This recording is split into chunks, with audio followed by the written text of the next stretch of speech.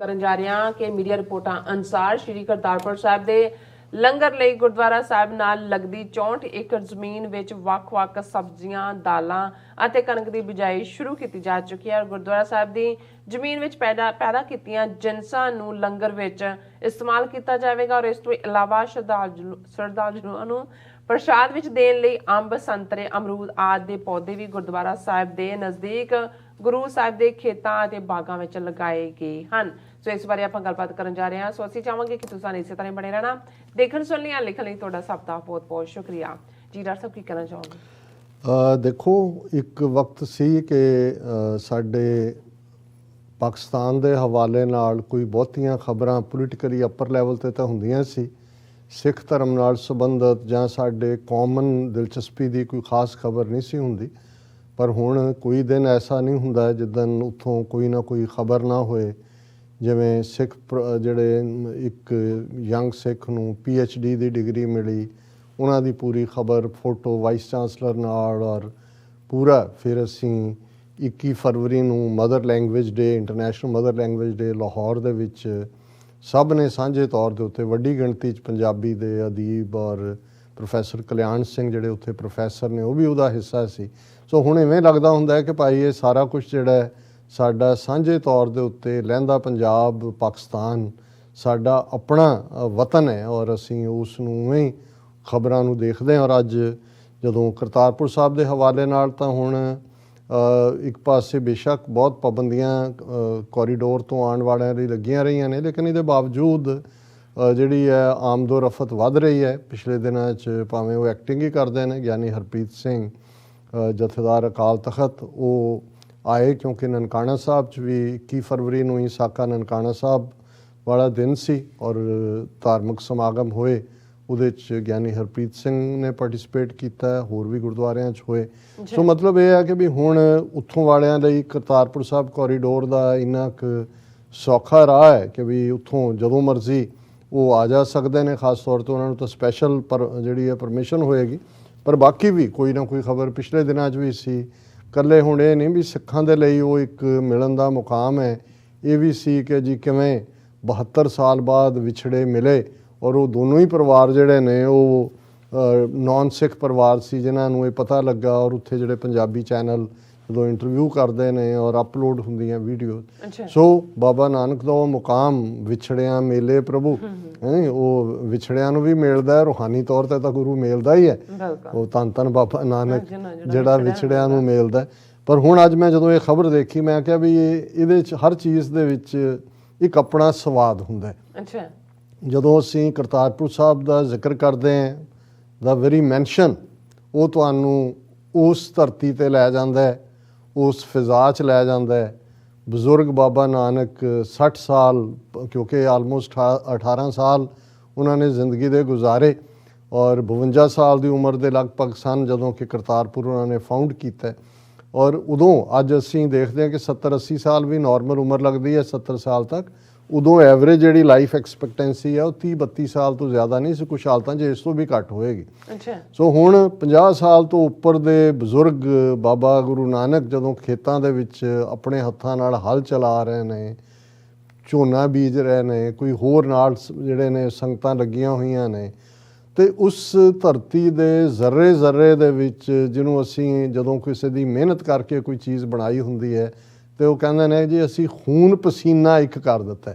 ਹੁਣ ਜ਼ਾਹਰ ਹੈ ਕਿ ਪਸੀਨੇ ਨਾਲ ਤੁਹਾਡਾ ਤਰ ਸਰੀਰੋਂ ਕਿਸਾਨੀ ਤੋਂ ਜ਼ਿਆਦਾ ਬਿਹਤਰ ਕੋਈ ਨਹੀਂ ਸਮਝ ਸਕਦਾ ਕਿ ਉਹ ਪਸੀਨੇ ਵੀ ਫਿਰ ਉਹਨਾਂ ਜ਼ਮਾਨਿਆਂ ਦੇ, ਉਹਨਾਂ ਮਹੀਨਿਆਂ ਦੇ ਜਦੋਂ ਅਕਸਰ ਪੰਜਾਬ ਦੇ ਵਿੱਚ ਅਖਾਣ ਕਿਹਾ ਜਾਂਦਾ ਹੈ ਕਿ ਭਾਈ ਸੌਣ ਭਾਦੋ ਦੇ ਚਮਾਸੇ ਤੋਂ ਡਰਦਾ ਕਿਸਾਨ ਜਿਹੜਾ ਉਹ ਸਾਧ ਹੋ ਗਿਆ ਸੀ। ਹੁਣ ਇੱਕ ਤਾਂ ਗਰਮੀਆਂ ਜਦੋਂ ਅਸੀਂ ਜੇਠ ਹਾੜ ਦੀ ਗੱਲ ਕਰਦੇ ਹਾਂ, ਫਿਰ ਜਿਹੜੇ ਚਮਾਸਾ ਜਿਹਨੂੰ ਅਸੀਂ ਕਹਿੰਦੇ ਜੇਠ ਹਾੜ ਸਾਵਣ ਭਾਦੋ, ਕਿਸਾਨੀ ਦੇ ਲਈ, ਖੇਤੀਬਾੜੀ ਦੇ ਲਈ ਉਦੋਂ ਉਹਨਾਂ ਜ਼ਮਾਨਿਆਂ 'ਚ ਨਾ ਪੱਖੇ ਨੇ, ਨਾ ਏਅਰ ਕੰਡੀਸ਼ਨ ਨੇ, ਨਾ ਕੋਈ ਕੂਲਰ ਨੇ। ਤੁਸੀਂ ਵੱਧ ਤੋਂ ਵੱਧ ਸੱਤੂ ਘੋਲ ਕੇ ਪੀ ਲਿਆ ਜਾਂ ਜਿਹੜਾ ਉਹ ਪਾਣੀ ਹੈ ਜਾਂ ਉਹ ਕੱਚੀ ਲੱਸੀ ਕਰਕੇ ਪੀਣ ਵਾਲਾ। ਹੁਣ ਉਹਨਾਂ ਹਾਲਾਤਾਂ 'ਚ ਜਿਸ ਧਰਤੀ ਦੇ ਉੱਤੇ ਗੁਰੂ ਨਾਨਕ ਸਾਹਿਬ ਦਾ ਮੁੜਕਾ ਵਗਿਆ ਹੋਇਆ, ਉਸ ਧਰਤੀ ਨੂੰ ਜੇ ਭਾਗ ਲੱਗੇ ਲਗਭਗ 70 ਸਾਲ ਬੀਤ ਗਏ 47 ਤੋਂ ਬਾਅਦ ਖੋਲ੍ਹਿਆ।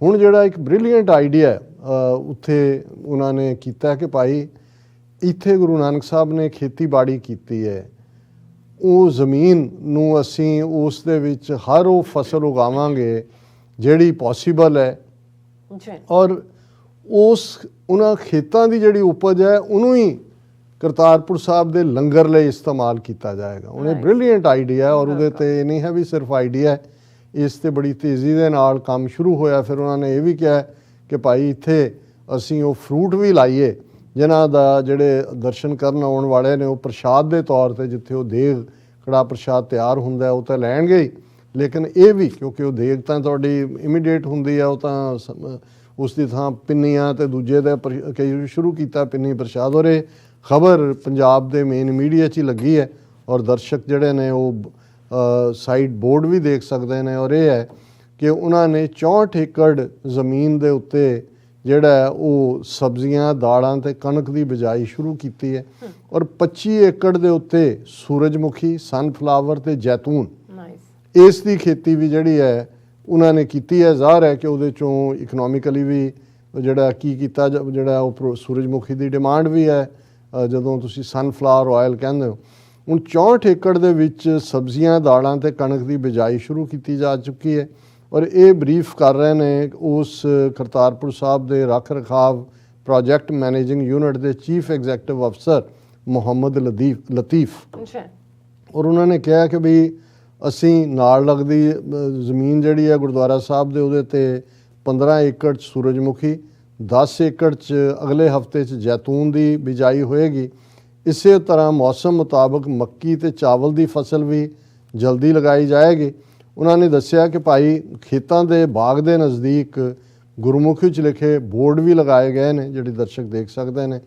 ਉਹਨਾਂ ਨੇ ਕਿਹਾ ਕਿ ਵੀ ਗੁਰੂ ਨਾਨਕ ਨਾਮਦੇਵਾ ਤੇ ਵਿਸ਼ੇਸ਼ ਤੌਰ ਤੇ ਸਿੱਖ ਸੰਗਤ ਦੀ ਸ਼ਰਧਾ ਭਾਵਨਾ ਦੇ ਮੱਦੇਨਜ਼ਰ ਗੁਰਦੁਆਰਾ ਸ਼੍ਰੀ ਕਰਤਾਰਪੁਰ ਸਾਹਿਬ ਦਾ ਲੰਗਰ ਸਿਰਫ ਗੁਰੂ ਨਾਨਕ ਦੇਵ ਜੀ ਦੇ ਖੇਤਾਂ 'ਚ ਉਗਾਈਆਂ ਜਾਣ ਵਾਲੀਆਂ ਸਬਜ਼ੀਆਂ ਤੇ ਦਾਲਾਂ ਨਾਲ ਹੀ ਤਿਆਰ ਕੀਤਾ ਜਾਏਗਾ। ਔਰ ਇਸੇ ਤਰ੍ਹਾਂ ਸ਼ਰਧਾਲੂਆਂ ਨੂੰ ਪ੍ਰਸ਼ਾਦ ਵਜੋਂ ਦੇਣ ਲਈ ਅੰਬ, ਸੰਤਰੇ, ਮੌਸਮੀਆਂ, ਅਮਰੂਦ ਆਦਿ ਪੌਦੇ ਵੀ ਗੁਰਦੁਆਰਾ ਸਾਹਿਬ ਦੇ ਨਜ਼ਦੀਕ ਗੁਰੂ ਸਾਹਿਬ ਦੇ ਖੇਤਾਂ ਤੇ ਬਾਗ 'ਚ ਲਗਾਏ ਗਏ ਹਨ। ਇਹ ਆਲਰੇਡੀ ਜਿਹੜੇ ਫਰੂਟ ਨੇ ਇਹ ਪਲਾਂਟ ਕੀਤੇ ਜਾ ਚੁੱਕੇ ਨੇ।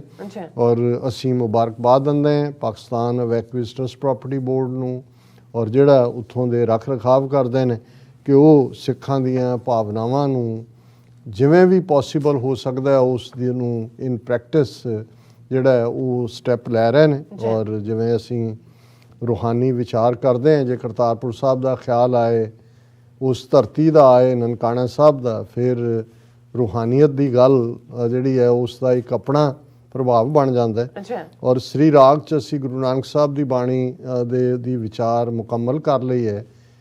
ਹੁਣ ਸ੍ਰੀ ਰਾਗ ਦੇ ਵਿੱਚ ਹੀ ਤੀਸਰੇ ਪਾਤਸ਼ਾਹ ਗੁਰੂ ਅਮਰਦਾਸ ਜੀ ਦੀ ਬਾਣੀ ਸ਼ੁਰੂ ਹੁੰਦੀ ਹੈ। ਸ੍ਰੀ ਰਾਗ ਮਹੱਲਾ ਤੀਜਾ, ਘਰ ਪਹਿਲਾ, ਇੱਕ ਓੰਕਾਰ ਸਤਿਗੁਰ ਪ੍ਰਸਾਦ। ਇਹਨੂੰ ਅਸੀਂ ਮੰਗਲਾਚਰਨ ਕਹਿੰਦੇ ਹਾਂ। ਮੰਗਲਾਚਰਨ ਇੱਕ ਓੰਕਾਰ ਸਤਿਗੁਰ ਪ੍ਰਸਾਦ ਵੀ ਹੈ, ਇੱਕ ਓੰਕਾਰ ਸਤਨਾਮ ਕਰਤਾ ਪੁਰਖ ਗੁਰ ਪ੍ਰਸਾਦ ਵੀ ਹੈ, ਇੱਕ ਓੰਕਾਰ ਸਤਨਾਮ ਕਰਤਾ ਪੁਰਖ ਨਿਰਭਉ ਨਿਰਵੈਰ ਅਕਾਲ ਮੂਰਤ ਅਜੂਨੀ ਸੈਭੰ ਗੁਰ ਪ੍ਰਸਾਦ ਵੀ ਹੈ। ਇਸ ਤਰ੍ਹਾਂ ਦੇ ਜਿਹੜੇ ਨੇ ਉਹ ਮੰਗਲਾਚਰਨ ਅੱਡ-ਅੱਡ ਸ਼ਬਦਾਂ ਦੇ ਉੱਤੇ ਨੇ। ਇਹਦੇ 'ਚ ਇੱਕ ਓੰਕਾਰ ਸਤਿਗੁਰ ਪ੍ਰਸਾਦ ਹੈ। ਹਉ ਸਤਿਗੁਰ ਸੇਵੀ ਆਪਣਾ, ਇੱਕ ਮਨ ਇੱਕ ਚਿੱਤ ਭਾਏ, ਸਤਿਗੁਰ ਮਨ ਕਾਮਨਾ ਤੀਰਥ ਹੈ, ਜਿਸ ਨੂੰ ਦੇ 부ਝਾਏ, ਮਨ ਚਿੰਦਿਆ ਵਰ ਪਾਵਣਾ, ਜੋ ਇੱਛਾ ਸੋ ਫਲ ਪਾਏ, ਨਾਉ ਧਿਆਈਐ ਨਾਉ ਮੰਗੀਐ, ਨਾਮੇ ਸਹਿਜ ਸਮਾਏ, ਮਨ ਮੇਰੇ ਹਰ ਰਸ ਚਾਖ ਤਿਖ ਜਾਏ, ਜਿਨੀ ਗੁਰਮੁਖ ਚਾਖਿਆ ਸਹਿਜੇ ਰਹੇ ਸਮਾਏ। ਰਹਾਓ, ਜਿਵੇਂ ਰਹਾਓ ਦੀ ਤੁਕ ਕੇਂਦਰੀ ਨੁਕਤਾ ਹੁੰਦਾ ਹੈ, ਆਪਣੇ ਮਨ ਨੂੰ ਐਡਰੈਸ ਕਰਦੇ ਹਾਂ। ਗੁਰੂ ਅਮਰਦਾਸ ਫਰਮਾਉਂਦੇ ਨੇ, ਹੇ ਮੇਰੇ ਮਨ, ਮਨ ਮੇਰੇ ਹਰ ਰਸ ਚਾਖ, ਕਿ ਰੱਬ ਦੇ ਪਿਆਰ ਦੇ ਸਵਾਦ ਨੂੰ ਚੱਖ। ਤਿਖ ਹੁੰਦਾ ਤ੍ਰਿਸ਼ਨਾ, ਪਿਆਸ, ਤਿਖ ਜਾਏ ਕਿ ਜਦੋਂ ਵਾਹਿਗੁਰੂ ਦੇ ਨਾਮ ਦੇ ਰਸ ਨੂੰ ਅਸੀਂ ਚੱਖਦੇ ਹਾਂ ਤੇ ਫਿਰ ਹੋਰ ਸਾਰੀਆਂ ਮਨ ਦੀਆਂ ਡਿਜ਼ਾਇਰਸ ਜਿਹੜੀ ਤ੍ਰਿਖਾ ਵਾਂਗ ਨੇ, ਜਿਹੜੀ ਥਰਸਟ ਹੈ, ਜਿਹੜੀਆਂ ਕਾਮਨਾਵਾਂ ਡਿਜ਼ਾਇਰ ਸਾਨੂੰ ਚੈਨ ਨਾਲ ਬਹਿਣ ਨਹੀਂ ਦਿੰਦੀਆਂ, ਉਹ ਸਾਰੀਆਂ ਸ਼ਾਂਤ ਹੋ ਜਾਂਦੀਆਂ ਨੇ, ਸ਼ਾਂਤ ਹੋ ਜਾਣਗੀਆਂ। ਤੇ ਜਦੋਂ ਤੁਸੀਂ ਉਸ ਸਵਾਦ ਨੂੰ ਚੱਖੋਗੇ, ਨਾਉ ਧਿਆਈ ਹੈ ਨਾਉ ਮੰਗੀ ਹੈ, ਨਾਮੇ ਸਹਿਜ ਸਮਾਏ। ਫਿਰ ਹੋਏਗਾ ਕਿ ਨਾਮ ਨੂੰ ਹੀ ਧਿਆਨ ਹੈ ਤੇ ਗੁਰੂ ਤੋਂ ਵੀ ਇਹੀ ਮੰਗਣਾ ਹੈ, ਰੱਬ ਤੋਂ ਹੀ, ਕਿਉਂਕਿ ਇਸ ਗੱਲ ਦੀ ਸਮਝ ਆ ਜਾਂਦੀ ਹੈ ਕਿ ਵਿਣ ਤੁਧ ਹੋਰ ਜੇ ਮੰਗਣਾ, ਸਿਰ ਦੁੱਖਾਂ ਦੇ ਦੁੱਖ ਦੇ ਨਾਮ ਸੰਤੋਖੀਆ, ਉਤਰੇ ਮਨ ਕੀ ਭੁੱਖ। ਔਰ ਸ਼ਬਦ ਦੀ ਸ਼ੁਰੂਆਤ ਸੀ। ਫਿਰ ਜਦੋਂ ਇਹ ਰੰਗ ਚੜ ਜਾਂਦਾ, ਹਾਂ ਸਤਿਗੁਰ ਸੇਵੀ ਆਪਣਾ, ਇੱਕ ਮਨ ਇੱਕ ਚਿੱਤ ਪਾਏ। ਇੱਕ ਮਨ ਇੱਕ ਚਿੱਤ ਨਾਲ ਅਕਾਲ ਪੁਰਖ ਆਪਣੇ ਸਤਿਗੁਰੂ ਨੂੰ ਯਾਦ ਕਰਨਾ, ਇਹ ਸਮਝ ਆ ਜਾਂਦੀ ਹੈ ਕਿ ਸਤਿਗੁਰ ਹੀ ਤੀਰਥ ਹੈ। ਫਿਰ ਕਿਤੇ ਪਿਲਗ੍ਰਿਮਸ ਪਲੇਸਿਸ 'ਤੇ ਜਾ ਕੇ ਦਰਿਆਵਾਂ 'ਚ ਨਹਾਉਣ ਦੀ ਤੁਹਾਨੂੰ ਲੋੜ ਨਹੀਂ ਰਹਿੰਦੀ, ਕਿਉਂਕਿ ਅੰਦਰੋਂ ਪਿਆਸ ਮੁੱਕ ਜਾਂਦੀ ਹੈ, ਰੱਬ ਦੇ ਨਾਮ ਦਾ ਅੰਦਰ ਵਾਸਾ ਹੋ ਜਾਂਦਾ ਹੈ। ਜੋ ਤੁਸੀਂ ਮਨ 'ਚ ਚਾਹੁੰਦੇ ਹੋ ਉਹੀ ਤੁਹਾਨੂੰ ਮਿਲਦਾ ਹੈ। ਜੋ ਇੱਛਾ ਸੋ ਫਲ ਪਾਏ। ਅਤੇ ਇੱਛਾ ਹੀ ਇਹ ਹੁੰਦੀ ਹੈ ਕਿ ਨਾਉ ਧਿਆਈ ਹੈ, ਨਾਉ ਮੰਗੀ ਹੈ, ਨਾਮੇ ਸਹਿਜ ਸਮਾਏ। ਉਸ ਦੇ ਵਿੱਚ ਹੀ ਜਿਹੜਾ ਨਿਵਾਸ ਹੁੰਦਾ ਹੈ। ਫਿਰ ਅੱਗੇ ਸਤਿਗੁਰੂ ਫਰਮਾਉਂਦੇ ਨੇ, ਜਿਨੀ ਸਤਿਗੁਰ ਸੇਵਿਆ ਤਿਨੀ ਪਾਇਆ ਨਾਮ ਨਿਧਾਨ, ਅੰਤਰ ਹਰ ਰਸ ਰਵ ਰਿਹਾ, ਚੂਕਾ ਮਨ ਅਭਮਾਨ, ਹਿਰਦੈ ਕਮਲ ਪ੍ਰਗਾਸਿਆ, ਲਾਗਾ ਸਹਿਜ ਧਿਆਨ, ਮਨ ਨਿਰਮਲ ਹਰ ਰਵ ਰਿਹਾ, ਪਾਇਆ ਦਰਗਹਿ ਮਾਨ। ਕਿ ਜਿਨ੍ਹਾਂ ਨੇ ਆਪਣੇ ਗੁਰੂ ਨੂੰ ਰਿਝਾਇਆ, ਸਤਿਗੁਰੂ ਨੂੰ ਸੇਵਾ ਕੀਤੀ ਹੈ ਸਤਿਗੁਰੂ ਦੀ, ਉਹਨਾਂ ਦੇ ਅੰਦਰ ਉਹਨਾਂ ਨੂੰ ਨਾਮ ਦਾ ਖਜ਼ਾਨਾ ਨਿਧਾਨ ਹੁੰਦਾ ਹੈ, ਟ੍ਰੇਸ਼ਰ, ਉਹ ਮਿਲ ਜਾਂਦਾ ਹੈ। ਅੰਤਰ ਹਰ ਰਸ ਰਵ ਰਿਹਾ, ਰਵ ਹੁੰਦਾ ਹੈ ਉਹਦੇ 'ਚ ਸਿਪ ਜਿਹੜਾ ਹੈ, ਉਸ ਨੂੰ ਅਸੀਂ ਕਹਿੰਦੇ ਹਾਂ ਕਿ ਵੀ ਉਸ ਦੇ ਵਿੱਚ ਰਚ ਜਾਣਾ, ਕਿ ਅੰਦਰ ਵਾਹਿਗੁਰੂ ਦਾ ਨਾਮ ਜਿਹੜਾ ਹੈ ਉਹ ਰਚ ਜਾਂਦਾ ਹੈ। ਔਰ ਚੂਕਾ ਮਨ ਅਭਿਮਾਨ, ਮਨ 'ਚੋਂ ਹਉਮੈ ਜਿਹੜੀ ਹੈ ਉਹ ਫਿਰ ਨਿਕਲ ਜਾਂਦੀ ਹੈ। ਅਤੇ ਅੰਦਰ ਦਿਲ ਅਕਸਰ ਜਦੋਂ ਕਿਸੇ ਨੂੰ ਸਪਿਰਿਚੁਅਲ ਐਨਲਾਈਟਨਮੈਂਟ ਹੁੰਦੀ ਹੈ ਤਾਂ ਉਹਦੇ ਲਈ ਇਹ ਹੁੰਦਾ ਹੈ ਕਿ ਹਿਰਦਾ ਕਮਲ ਵਾਂਗ ਖਿੜ ਗਿਆ। ਕਮਲ ਲੋਟਸ ਫਲਾਵਰ ਹੈ। ਲੋਟਸ ਨੂੰ ਅਸੀਂ ਦੇਖਦੇ ਹਾਂ ਕਿ ਸੂਰਜ ਦੀ ਰੋਸ਼ਨੀ ਦੇ ਨਾਲ ਉਹ ਖੁੱਲ੍ਹਦਾ ਹੈ, ਫਿਰ ਬੰਦ ਹੁੰਦਾ ਹੈ। ਅਤੇ ਇਵੇਂ ਹੀ ਜਿਹੜਾ ਹਿਰਦੇ ਦਾ ਕਮਲ ਹੈ ਉਹ ਖਿੜ ਜਾਂਦਾ ਹੈ, ਅੰਦਰ ਰੱਬ ਦਾ ਵਾਸਾ ਹੁੰਦਾ ਹੈ ਅਤੇ ਅੰਦਰ ਸਹਿਜ ਦੀ ਅਵਸਥਾ ਬਣ ਜਾਂਦੀ ਹੈ। ਮਨ ਨਿਰਮਲ, ਮਨ 'ਚੋਂ ਸਾਰੇ ਔਗਣ ਧੁੱਪ ਜਾਂਦੇ ਨੇ, ਮਨ ਸਾਫ਼ ਨਿਰਮਲ ਹੋ ਜਾਂਦਾ ਹੈ, ਪਾਇਆ ਦਰਗਹਿ ਮਾਨ। ਔਰ ਉਹੀ ਰੂਹਾਂ ਜਿਹੜੀਆਂ ਨੇ ਫਿਰ ਰੱਬ ਦੀ ਦਰਗਾਹ ਦੇ ਵਿੱਚ ਵੀ ਮਾਣ ਹਾਸਲ ਕਰਦੀਆਂ ਨੇ। ਸਤਿਗੁਰ ਸੇਵਨ ਆਪਣਾ ਤੇ ਵਿਰਲੇ ਸੰਸਾਰ, ਹਉਮੈ ਮਮਤਾ ਮਾਰ ਕੇ, ਹਰ ਰਾਖਿਆ ਉਰਤਾਰ, ਹਉ ਤਿਨ ਕੈ ਬਲਿਹਾਰਣੇ, ਜਿਨ੍ਹਾਂ ਨਾਮੇ ਲੱਗਾ ਪਿਆਰ, ਸਈ ਸੁਖੀਏ ਚੌਂ ਜੁਗੀ, ਜਿਨ੍ਹਾਂ ਨਾਮ ਅਖੁੱਟ ਅਪਾਰ। ਕਿ ਹੁਣ ਇਹ ਅਵਸਥਾ ਤਾਂ ਗੁਰੂ ਸਾਹਿਬ ਨੇ ਬਿਆਨ ਦਿੱਤੀ ਕਿ ਇਵੇਂ ਅੰਦਰ ਹਿਰਦੇ ਦੇ ਅੰਦਰ ਕਮਲ ਵਿਗਾਸ ਹੁੰਦਾ ਹੈ। ਪਰ ਗੁਰੂ ਸਾਹਿਬ ਨੇ ਕਿਹਾ ਵੀ ਇਹ ਹਰ ਇੱਕ ਦੇ ਹਿੱਸੇ ਨਹੀਂ ਆਉਂਦਾ। ਸਤਿਗੁਰ ਸੇਵਨ ਆਪਣਾ ਤੇ ਵਿਰਲੇ ਸੰਸਾਰ, ਕਿ ਦੁਨੀਆ ਦੇ ਵਿੱਚ ਉਹ ਵਿਰਲੇ ਨੇ ਜਿਹੜੇ ਉਸ ਫੇਥ ਨਾਲ, ਈਮਾਨ ਨਾਲ, ਰੱਬ ਦੇ ਨਾਲ ਜੁੜਦੇ ਨੇ। ਔਰ ਇਹੀ ਜਗ ਮੈਂ ਉੱਤਮ ਕਾਂਢੀਏ ਵਿਰਲੇ ਕੇ ਕਈ ਕੇ, ਹਉਮੈ ਮਮਤਾ ਮਾਰ ਕੇ, ਹਰ ਰਾਖਿਆ ਉਰਤਾਰ। ਉਰ ਦਿਲ ਨੂੰ ਕਹਿੰਦੇ ਨੇ ਕਿ ਦਿਲ ਦੇ ਅੰਦਰ ਰੱਬ ਤਾਂ ਵਸੇਗਾ ਕਿ ਜੇ ਮਮਤਾ, ਮੋਹ ਅਤੇ ਈਗੋ, ਹਉਮੈ, ਇਸ ਦਾ ਖਾਤਮਾ ਹੋਏਗਾ। ਇਹ ਹਉਮੈ ਔਰ ਮਮਤਾ ਨੂੰ ਮਾਰ ਕੇ ਰੱਬ ਨਾਲ ਪਿਆਰ ਪਾਉਣ ਵਾਲੇ ਦੁਨੀਆ ਦੇ ਵਿੱਚ ਵਿਰਲੇ ਹੀ ਨੇ। ਹਉ ਤਿਨ ਕੈ ਬਲਿਹਾਰ ਨੇ, ਜਿਨ੍ਹਾਂ ਨਾਮੇ ਲੱਗਾ ਪਿਆਰ। ਗੁਰੂ ਅਮਰਦਾਸ ਫਰਮਾਉਂਦੇ ਨੇ ਕਿ ਮੈਂ ਉਹਨਾਂ ਤੋਂ ਕੁਰਬਾਨ ਜਾਂਦਾ ਹੈ, ਸੈਕਰੀਫਾਈਸ ਅਨਟੂ, ਮੈਂ ਬਲਿਹਾਰ ਜਾਂਦਾ ਹੈ ਜਿਨ੍ਹਾਂ ਨੂੰ ਰੱਬ ਦੇ ਨਾਲ, ਸਤਿਗੁਰੂ ਦੇ ਨਾਲ ਜਿਨ੍ਹਾਂ ਦਾ ਪਿਆਰ ਹੈ। ਸਈ ਸੁਖੀਏ ਚੌਂ ਜੁਗੀ, ਯੁੱਗ ਪਹਿਲਾ ਸੀ, ਅੱਜ ਹੈ, ਕੱਲ੍ਹ ਨੂੰ ਹੋਏਗਾ, ਉਹੀ ਸੁਖੀ ਹੋਣਗੇ, ਉਹਨਾਂ ਦੇ ਅੰਦਰ ਹੀ ਆਨੰਦ ਹੋਏਗਾ। ਜਿਨ੍ਹਾਂ ਨਾਮ ਅਖੁੱਟ ਅਪਾਰ, ਕਿ ਜਿਨ੍ਹਾਂ ਨੇ ਨਾਮ ਦਾ ਖਜ਼ਾਨਾ ਜਿਨ੍ਹਾਂ ਨੂੰ ਮਿਲਿਆ ਅਖੁੱਟ ਹੈ, ਕਿ ਬਈ ਇਹ ਮੁੱਕਣ ਵਾਲਾ ਨਹੀਂ, ਅਪਾਰ ਹੈ, ਇਸ ਦੀ ਕੋਈ ਗਣਤ ਨਹੀਂ ਹੈ। ਅਤੇ ਅਖੀਰਲਾ ਪਦਾ ਗੁਰ ਮਿਲਿਆ ਨਾਮ ਪਾਈਐ, ਚੂਕੈ ਮੋਹ ਪਿਆਸ, ਹਰ ਸੇਤੀ ਮਨ ਰਵ ਰਿਹਾ, ਘਰ ਹੀ ਮਾਹੇ ਉਦਾਸ, ਜਿਨ੍ਹਾਂ ਹਰ ਕਾ ਸਾਧ ਆਇਆ, ਹਉ ਤਿਨ ਬਲਿਹਾਰੈ ਜਾਸ, ਨਾਨਕ ਨਦਰੀ ਪਾਈਐ, ਸੱਚ ਨਾਮ ਗੁਣਤਾਸ। ਗੁਰ ਮਿਲਿਆ ਨਾਮ ਪਾਈਐ, ਕਿ ਜਦੋਂ ਗੁਰੂ ਦੇ ਨਾਲ ਮਿਲਾਪ ਹੁੰਦਾ ਹੈ, ਨਾਮ ਦੀ ਬਖਸ਼ਿਸ਼ ਹੁੰਦੀ ਹੈ, ਮੋਹ ਅਟੈਚਮੈਂਟ ਦੀ ਪਿਆਸ ਮੁੱਕ ਜਾਂਦੀ ਹੈ, ਮਨ ਹਮੇਸ਼ਾ ਰੱਬ ਦੇ ਨਾਲ ਜਿਹੜਾ ਹੈ ਉਹ ਭੇਦ ਹੋ ਜਾਂਦਾ ਹੈ। ਔਰ ਘਰ ਹੀ ਮਾਹੇ ਉਦਾਸ ਦਾ ਮਤਲਬ ਹੈ ਕਿ ਦੁਨੀਆ ਦੇ ਵਿੱਚ ਰਹਿੰਦਿਆਂ ਹੀ ਤੁਸੀਂ ਦੁਨੀਆ ਦੇ ਪ੍ਰਭਾਵ ਤੋਂ ਬੇਅਸਰ ਹੁੰਦੇ ਹੋ। ਜਿਹੜਾ ਜਵਾਬ ਗੁਰੂ ਸਾਹਿਬ ਨੇ ਸਿੱਧਾਂ ਨੂੰ ਦਿੱਤਾ ਸੀ ਕਿ ਭਾਈ ਸੁਰਤ ਸ਼ਬਦ ਭਵ ਸਾਗਰ ਤਰੀਏ, ਨਾਨਕ ਨਾਮ ਵਖਾਣੇ। ਕਿ ਜਦੋਂ ਤੁਸੀਂ ਜੈਸੇ ਜਲ ਮੈਂ ਕਮਲ ਨਿਰਾਲਮ ਮੁਰਗਾਈ ਨੈਸਾਣੇ ਸੁਰਤ ਸ਼ਬਦ ਭਵ ਸਾਗਰ ਤਰੀਐ ਨਾਨਕ ਨਾਮ ਵਖਾਣੇ। ਜਿਵੇਂ ਕਮਲ ਦਾ ਫੁੱਲ ਚਿੱਕੜ 'ਚ ਹੋ ਕੇ ਵੀ ਚਿੱਕੜ ਤੋਂ ਆ ਭੇਜਿਆ, ਜਿਵੇਂ ਮੁਰਗਾਬੀ ਪਾਣੀ ਦੇ ਵਿੱਚ ਹੈ ਪਰ ਪਾਣੀ ਉਹਦੇ ਤੇ ਅਸਰ ਅੰਦਾਜ਼ ਨਹੀਂ ਹੁੰਦਾ, ਇਸੇ ਤਰ੍ਹਾਂ ਇਸ ਨੂੰ ਘਰ ਹੀ ਮਾਹੇ ਉਦਾਸ ਕਿ ਦੁਨੀਆ 'ਚ ਰਹਿੰਦਿਆਂ ਵੀ ਤੁਸੀਂ ਉਸ ਦੇ ਪ੍ਰਭਾਵ ਤੋਂ ਆਜ਼ਾਦ ਹੋ। ਜਿਨ੍ਹਾਂ ਹਰ ਕਾ ਸਾਧ ਆਇਆ ਹੋਂ ਤਿਨ ਬਲਿਹਾਰੇ ਜਾਸ। ਗੁਰੂ ਸਾਹਿਬ ਫਰਮਾਉਂਦੇ ਨੇ ਜਿਨ੍ਹਾਂ ਨੂੰ ਵਾਹਿਗੁਰੂ ਦੇ ਪਿਆਰ ਦਾ ਸਵਾਦ ਆਇਆ ਮੈਂ ਉਹਨਾਂ ਤੋਂ ਕੁਰਬਾਨ ਜਾਂਦਾ, ਨਾਨਕ ਨਦਰੀ ਪਾਈ। ਇਹ ਅਵਸਥਾ ਰੱਬ ਦੀ ਨਜ਼ਰ ਦੇ ਨਾਲ ਹੀ ਪੋਸੀਬਲ ਹੈ।